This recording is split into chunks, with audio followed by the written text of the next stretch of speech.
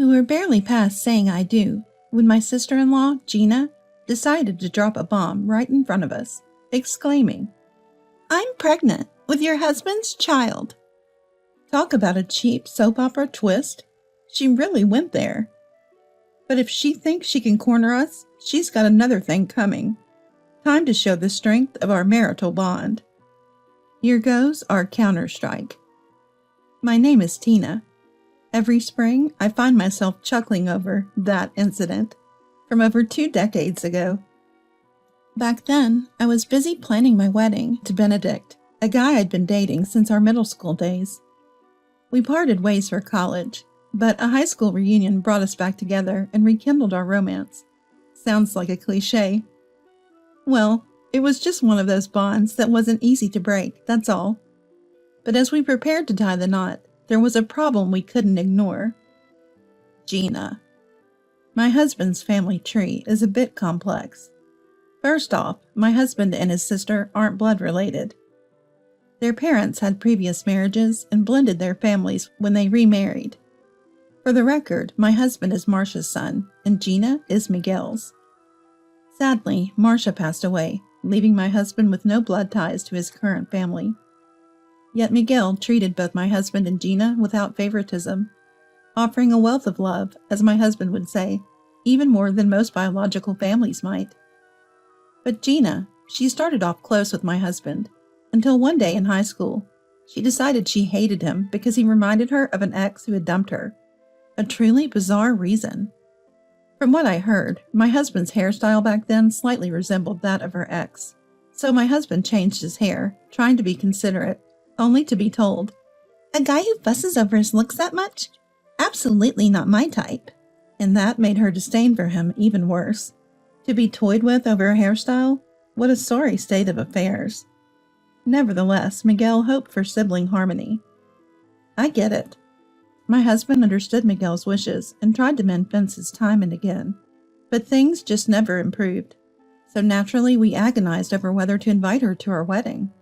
Out of respect for Miguel, we should. My husband also longed for a complete family gathering. But was it even possible to include her without a hitch? Would her attendance lead to trouble? The concerns were undeniable. Not sending a wedding invitation could be too blunt, potentially digging an even deeper rift. We should at least try to be open-hearted in our approach. We weren't at odds with her or anything. We didn't need to be best friends, but we hoped for a decent relationship.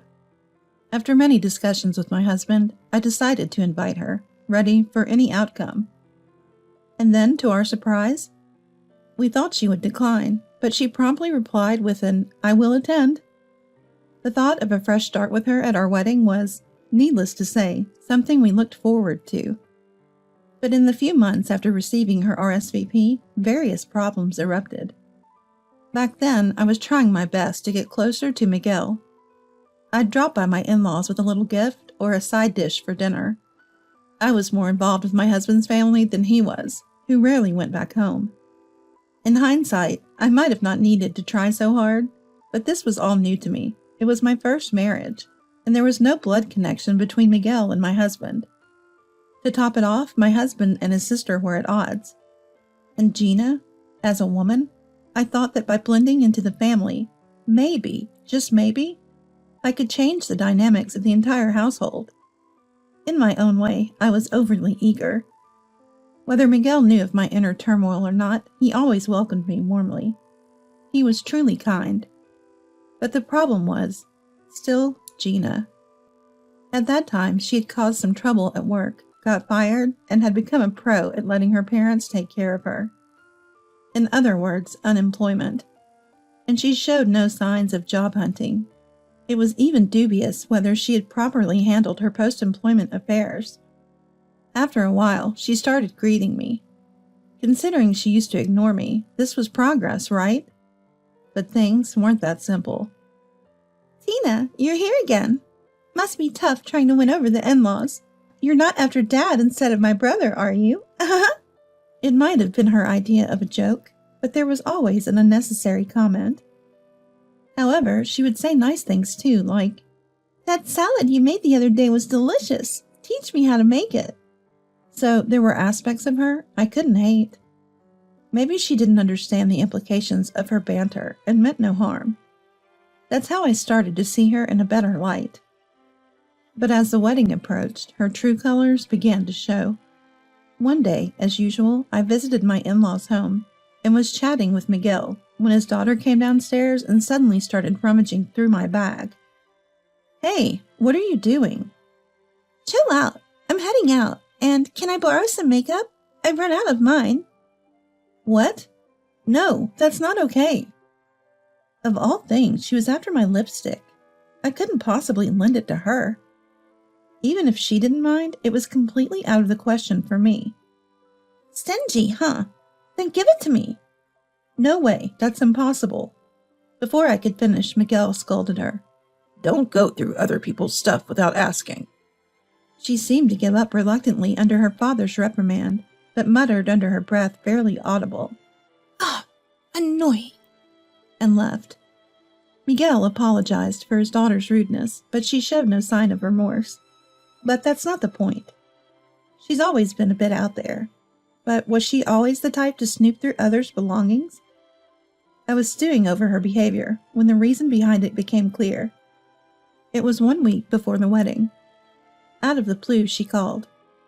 "Hey, can you let me off with a wedding gift around $50? "What?" I was dumbfounded when she said she found something nice at a flea market and was trying to haggle with the seller. "I mean, I'm a bit short on cash. I admit, it's my fault for only using expensive makeup." Well, she's been unemployed for about 3 months, so running out of money makes sense, right? But then there should be unemployment benefits coming in at some point. I can't believe she's in such dire straits. Unlike my contemplative stance, she was lighthearted. "Oh, don't tell Dad about this." A wedding gift is about the thought, after all. "Exactly. So $50 is okay, right?" "Wait, what?" Gifts are about the thought, but there is a customary amount. Weddings cost money, and I wish she'd respect the usual rate. Trying to convey my feelings as tactfully as possible, she took it as, "Lucky me, $50 is okay." Oh no, this is going to be hard to correct without making it awkward. Money is such a delicate topic, even among close family. But $50 is really too little. I hate to say this, but can we make it at least $300? I asked hesitantly, feeling a bit anxious. Her response was outrageous. "What? Then I won't attend. It's just my brother's wedding anyway." "Wait, hold on." "But I don't have the money. If I have to choose between money and my brother's wedding, money is obviously more important," she declared. I just wish my husband could have been here. Unfortunately, it was just the two of us.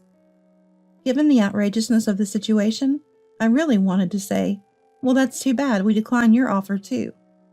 As the wedding approached, I had hoped that my husband and she might reconcile. Would my actions now end up saddening Miguel and my husband? After hesitating, I said something I didn't mean at all. "Then $50 is fine." Even though it was a spur of the moment, I was frustrated by my own weakness. She hung up the phone cheerfully without a word of thanks, saying, "Really? That helps a lot." I was left with nothing but emptiness. Can't she at least say thank you? I felt ashamed of my own poor judgment for thinking I could trust her a little. I no longer had any clue about her true nature. I hadn't been able to bring myself to talk to my husband about her wedding gift before the day of the ceremony. And then the big day arrived. Being the bride was more hectic than expected. I was busy from morning. It's busier than I thought, despite all our planning. I thought when I saw Gina off to the side in a corridor of the lobby. Despite my mixed feelings about the gift situation, I was glad she had come. Just as I was about to approach her, her angry voice filled the air. "That's what I'm saying. I'm not satisfied." "Not satisfied? But that was the deal from the start." "Why is it always me who ends up feeling shortchanged?" Gina was trying to stop a man named Mon from walking away. Should I not have come closer? As I looked on confused, Mon gave me a forced, congratulatory message. "Congratulations on this occasion." He was a friend of my husband and a guest at the reception. Why were Gina and my husband's friend arguing on our wedding day? What was their relationship? He hurriedly said, "Well, see ya," and left. The awkwardness lingered. Just me and her left standing there. "Hey, what's going on with you and him?" I couldn't help but ask her. "It's nothing. Leave me alone." She walked away in a different direction than the man. My husband had seen the entire scene from a hidden spot. "Hey, you haven't forgotten that today is supposed to be our special day, have you?" Confused beyond measure, my heart remained in turmoil throughout the wedding, feeling like I had witnessed something I shouldn't have. The ceremony itself went well, fortunately without Gina causing a scene or anything of that sort. The next morning, I was expecting a lovey-dovey start, typical of newlyweds, but reality hit with the jarring sound of the doorbell.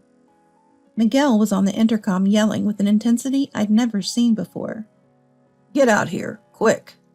"What's the matter?" My husband and I exchanged a look, braced ourselves, and opened the front door. "Yes?" Greeted by my husband, Miguel's anger ramped up. "What on earth have you done?" "Huh?" Miguel, practically on the brink of tears with rage, glared at my husband. "I'm pregnant with your husband's child. Here's the ultrasound picture." Gina brandished a photo and shouted. "Huh? My husband's child?" I automatically looked at him, and he shook his head vigorously, more shocked than I was, denying it. Mouthing wordlessly, he stammered. That what?" Yesterday. Ah, now it makes sense. Understanding dawned on me, and I nodded involuntarily. My husband nodded back. It seemed my understanding had translated to him as well. Yes, we both remembered the heated argument between Gina and my husband's friend at the wedding, guessing the tangle in their relationship. Should we set a little trap? My husband strongly nodded to my suggestive glance. He would surely get my attention. Miguel, suspecting our eye contact, challenged. "What are you two whispering about? What are you planning to do? Divorce Tina and prioritize your family? You have a child to raise." Miguel was fuming. Well, if this tale were true, his reaction would be justified. So shall we, a couple in sync, pull off a bit of a sketch? "You two? You never broke up?" I muttered in a fading voice, and my husband apologized softly. "Sorry." "Good job, my husband. He got the whole message." At our exchange, Miguel exclaimed. "What? Break up? What do you mean? Gina told me she was being forced into the relationship. She said she hated you because you resembled an ex, but that was a lie, and she grew to hate you because you were forcing yourself on her." She looked confused, uncertain how to respond to the turn of events. Ah, I see. She crafted a narrative where she was coerced into a relationship by my husband. Her goal must have been our divorce. Yet the sketch my husband and I are about to perform is a far cry from the scenario she anticipated. Life doesn't always go according to plan. Now it's time for our counterattack. "My sister and I have been in love since we were kids. You said I resembled your ex, but surprise, that ex is actually me." My husband delivered a splendid assist, fully tuned in to my feelings. We dated in middle school, but we broke up in high school after he realized our relationship. We reconnected at the reunion, and since he said he was single, I took the leap into marriage. To be betrayed like this? It's unbearable. Following my husband's lead, I continued with an impeccable act. Miguel, completely unaware of our marital farce, exclaimed, "This makes no sense. What in the world is going on?" I raised my voice in feigned anger. "My husband. He lied about breaking up and got engaged to me, all the while still dating Gina. He's been cheating the whole time. This is outright infidelity. I can't stand it any longer. I'm getting a divorce, and I'll be expecting compensation from the involved parties." Miguel was at a loss for words. His head hung low. My husband kept up his act. "I'm truly sorry for deceiving you for so long. My sister and I will make sure to pay the compensation." Upon my husband's resigned statement, she leaned forward and shouted, "That's impossible! There's no way you can take compensation." "Why not? How can you say I don't deserve compensation after what I've been through?" I countered. My husband chimed in. "That's right. Our affair is definitely infidelity. Accept it, pay up the compensation, and let's move on to a happy life with the kids." Miguel was already accepting our claims. "Hey, you better come to terms with it too. Unless, of course, you have something different to say." Her complexion turned a sudden shade of pale. "Ugh! Fine. The child, it's all a lie." We knew that all along. My husband spends most of his time working and dedicating himself to me, a serious man who got promoted after a few years of dating. He's not the despicable type to cheat with 2 women. "Why would you tell such a lie? Then the child? Whose sonogram is that?" Miguel shook her, his irritation clear. Still, she remained silent. "It's my friend's kid, right?" "What? How did you?" Her eyes bulged in shock at my husband's words. It seems we guessed right. "I heard the rumors from our classmates. You and he were dating. I've heard quite a bit. I even know about the argument you two had yesterday." "What do you mean?" Miguel pressed her for answers. Shaken by Miguel's uncharacteristic sternness, she began to stutter out the whole story. About a year and a half ago, she had casually met him at a bar and they hit it off, which led to an intimate relationship. He had a family and children. Knowing all this, she continued the affair. Unable to let go of the thrill of infidelity, she became incapable of stopping. Eventually, she got pregnant and tried to get him to take responsibility, but he wouldn't hear of it since the affair was consensual from the start. She hadn't been able to contact him afterward, but they happened to run into each other at our wedding, which apparently led to a fierce argument. "I was just so mad after getting dumped so harshly. Then Dad found the ultrasound picture. How could I say the guy was married? I was scrambling for excuses. It felt like I was the only one cursed with bad luck. So bitter. I figured if I'm going down, might as well drag everyone with me. So I blurted out the baby was my brother's, thinking serve you right if my brother and his wife had a huge fight and divorced right after the wedding. Maybe that would give me some relief." As she spoke with an almost "don't you feel sorry for me" fervor, it was clear it was just a parade of selfish excuses. On the wedding day, after hearing rumors about Gina from classmates, my husband had 2 guesses. One was if the rumor was true, then possibly Gina, sister-in-law, might be carrying a friend's child. Gina showed no signs of being on unemployment benefits. My husband speculated. "Maybe she's not receiving benefits because she quit her job due to pregnancy." The reason she left her last job was only ever described as trouble, which she never elaborated on, deepening the suspicion. With a workplace dominated by men and old-fashioned male chauvinistic attitudes, he figured maybe announcing her pregnancy there caused friction and resulted in the said trouble. The other worry was that she might be jealous of me. Her frequent shifts in attitude towards me, once affectionate, could well stem from envy over my seemingly happy life with him. And with her impulsive nature, my husband feared she might do something rash to us as a couple, and this pregnancy fiasco was the result. Well, thanks to hashing out this topic endlessly last night, we managed to handle it on the fly. A misstep could have easily led to mutual distrust, maybe even divorce. I couldn't help but respect my husband for nailing the situation with almost perfection. Because of him, our relationship was saved. Though whatever she said, I never would have doubted my husband. "Don't be ridiculous. It's too shallow. It's your fault for being involved with a married man in the first place. There's no excusing you." "But it couldn't be helped. I'm a woman, too. There are times when such things are fun." Gina, yelled at by Miguel, couldn't help but tear up. Yet everyone in the room thought her excuses were baseless. "I'm sorry, brother. I apologize. Please forgive me." "No, I won't forgive you.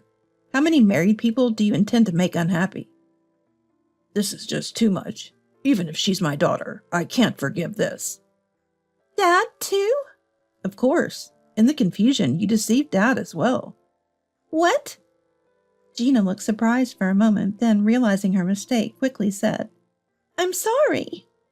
She might have intended to blame the trouble of lying about my brother being the father on us, but she didn't realize she had also deceived her beloved dad. Grasping the gravity of the situation, she collapsed on the spot, crying inconsolably. Miguel offered an apology with, I'm so sorry.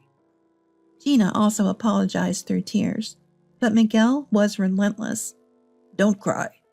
Take me to the father of that child in your belly right now, he demanded, making Gina stand up. What? What are you going to do? Apologize to his wife, and let's take responsibility properly. This can't go on. No.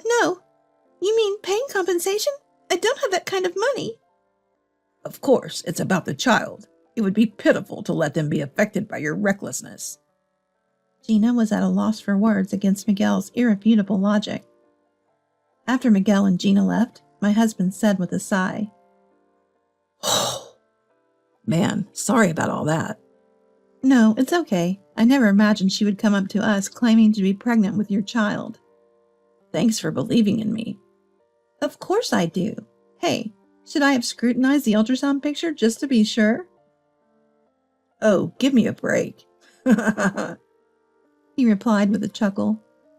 We laughed it off, thinking that, despite the mess, perhaps it was an experience that strengthened our bond as a couple that morning. Later on, Miguel visited the man's home with Gina to apologize to his family.